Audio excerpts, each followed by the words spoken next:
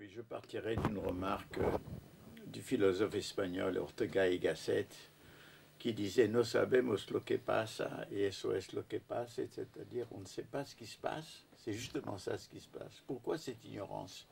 Parce que la conscience est toujours en retard sur l'événement pour comprendre ce qui s'est passé. Ensuite, parce que nous sommes dans une époque d'évolution extrêmement rapide et effectivement le retard est encore plus grand. Et puis aussi, c'est que la complexité des événements est extraordinaire. Tout est mêlé, les phénomènes économiques, sociaux, politiques, religieux. Et c'est cette complexité qui est difficile à comprendre. Alors, nous voici devant une situation d'infirmité de la connaissance, d'autant plus que les connaissances que nous utilisons, dont nous disposons, c'est une connaissance qui est formée à l'intérieur de disciplines séparées, alors compartimentées, et qui ne communiquent pas. Alors vous avez des experts économistes, des experts démographes, des experts toutes les sciences, mais ces sciences ne communiquent pas. Or, la réalité ne ressemble pas à l'université. Les choses séparées à l'université sont mélangées dans la réalité. Et voici la cause ultime. Notre mode de connaissance nous rend aveugles devant les problèmes globaux et fondamentaux. Donc, ce problème est très important parce que ce sont des problèmes devenus vitaux et du même coup mortels. Alors, essayons de commencer par un diagnostic sur ce qui se passe. Ce qui se passe, bon, tout le monde le sait, c'est la mondialisation ou la globalisation, c'est-à-dire le fait que désormais tout est devenu solidaire et lié sur notre globe dans un processus qui s'accroît. Mais cette mondialisation, elle comporte en elle, on peut dire, le meilleur et le pire. Le meilleur, dans quel sens?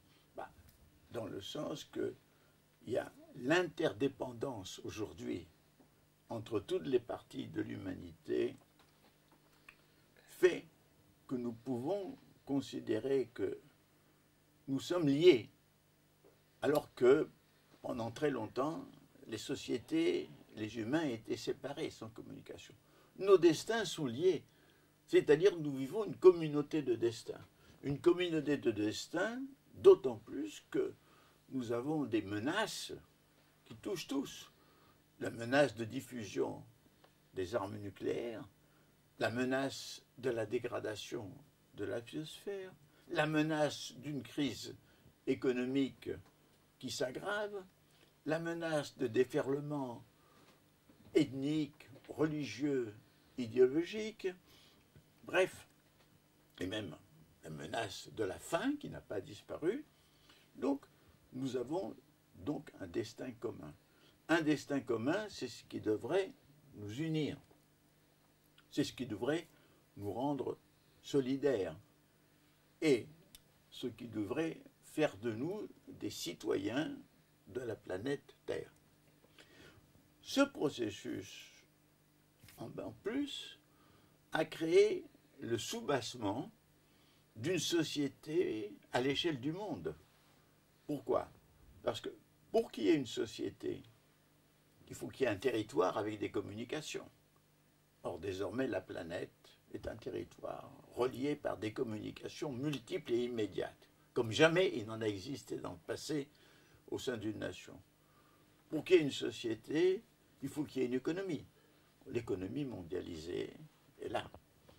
Mais malheureusement, elle n'est pas régulée. Pour qu'il y ait une société, il faut qu'il y ait une autorité légitime. Malheureusement, il n'y a pas l'autorité légitime, on ne peut pas considérer que les Nations Unies soient cette autorité.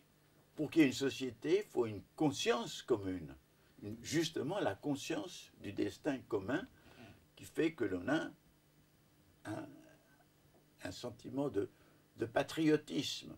Or, aujourd'hui, il ne s'agit pas de supprimer le patriotisme de nos nations, il faut comprendre que nous avons une terre qui est devenue notre patrie. Et ça n'existe que chez quelques petits groupes dispersés. Donc, nous avons les bases d'une société d'un type nouveau, et nous avons nos processus techniques et économiques qui empêchent cette société de se former. Alors, le meilleur, je résume. Le meilleur, c'est pour la première fois dans l'histoire de l'humanité la possibilité d'une unité de la diversité, dans la diversité, unité pacifique, c'est-à-dire de réaliser véritablement une étape nouvelle dans le devenir de l'humanité. Ça, c'est le meilleur. Mais malheureusement, le meilleur est inséparable du pire.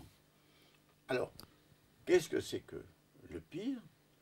Le pire, c'est que le processus qui anime la mondialisation, qui est scientifique, technique, économique, processus du reste ambivalent, parce que la science apporte des connaissances, la science apporte des bienfaits, que la technique elle-même peut apporter à libérer l'homme des efforts énergétiques qu'ils utilisaient pour la matière, sur la matière, que tout ceci est ambivalent, mais leurs effets négatifs s'accroît de plus en plus, puisque la science produit des armes de destruction, de mort massive, avec la technique, et que l'économie, nous allons le voir, conduit à des dégradations, pas seulement dans la biosphère, mais dans les réalités humaines. Donc, vous avez le pire est lié au meilleur.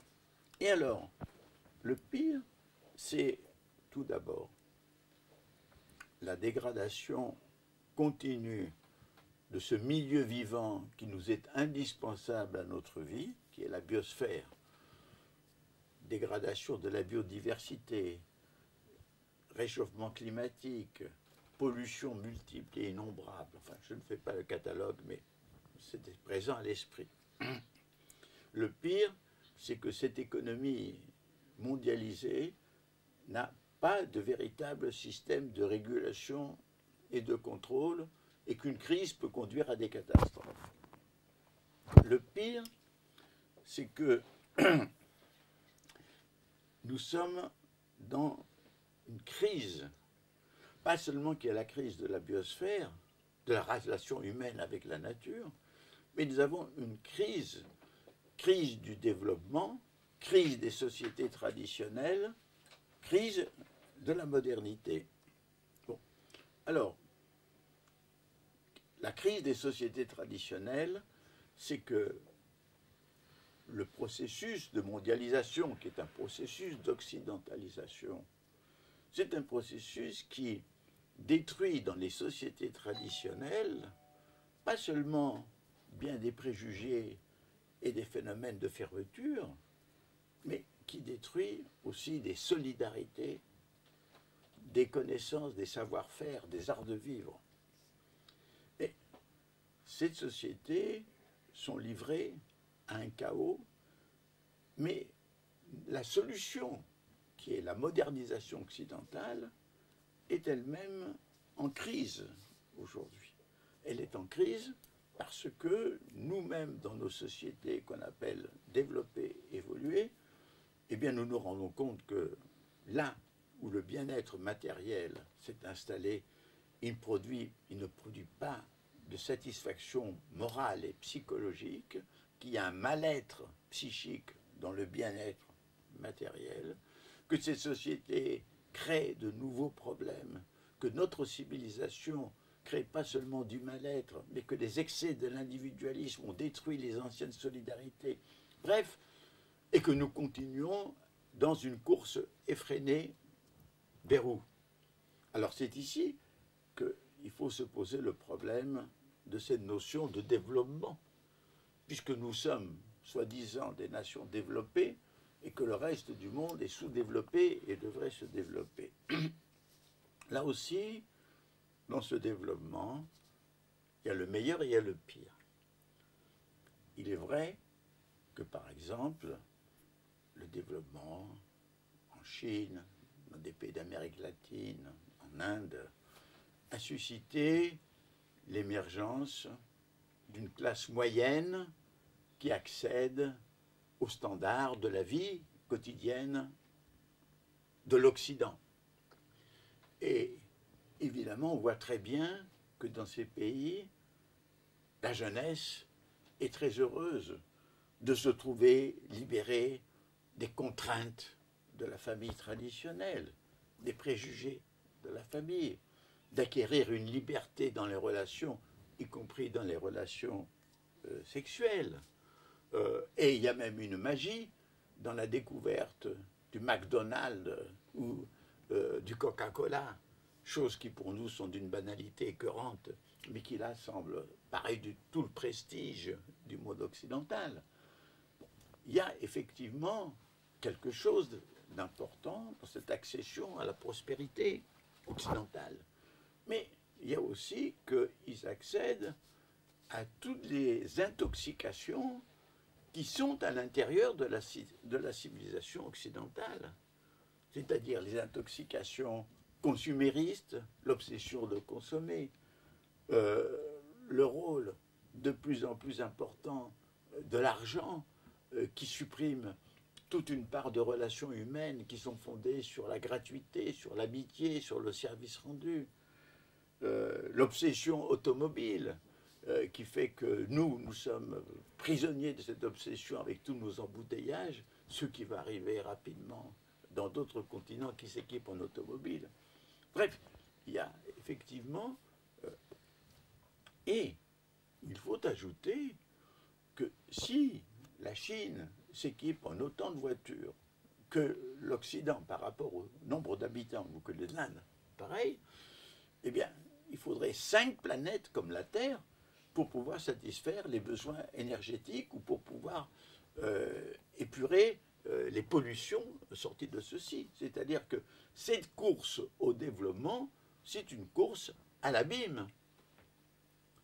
Donc, voici les caractères tout à fait, disons, ambivalents de ce qu'apporte le développement. Mais j'ajoute que ce développement n'apporte pas seulement certaines prospérités dans une partie des populations qui accèdent au statut des classes moyennes occidentales, il apporte d'énormes masses de misère. Il faut penser, il faut regarder les cartes et voir les zones d'énormes bidonvilles qui ceinturent les grandes cités d'Amérique latine, d'Asie, d'Afrique. C'est quoi cette misère? Il y a Majid Renéma, qui est ce penseur iranien qui a fait un livre très important qui s'appelle « Quand la misère chasse la pauvreté ». On peut être pauvre comme dans les anciennes civilisations africaines, par exemple. Le paysan avait avec sa famille, sa petite terre, il faisait sa polyculture, il avait ses poules, il avait ses chèvres, il avait un minimum d'autonomie. Bon, quand ce paysan est chassé de sa terre par la monoculture industrielle, il va dans les faubourgs des villes, dans les bidonvilles, et là il est prolétarisé, il n'a plus rien, il est dans la dépendance totale. C'est ça la misère. Or, aujourd'hui, et c'est très juste, le développement crée d'énormes misères, en même temps qu'il crée un certain nombre de prospérités. Et nous voyons que dans des pays comme les pays d'Europe occidentale, comme la France par exemple, pays où il y avait de la pauvreté, mais où la misère semblait exclue, sauf dans quelques catégories très marginales, on voit aujourd'hui se répandre la misère au détriment de la pauvreté.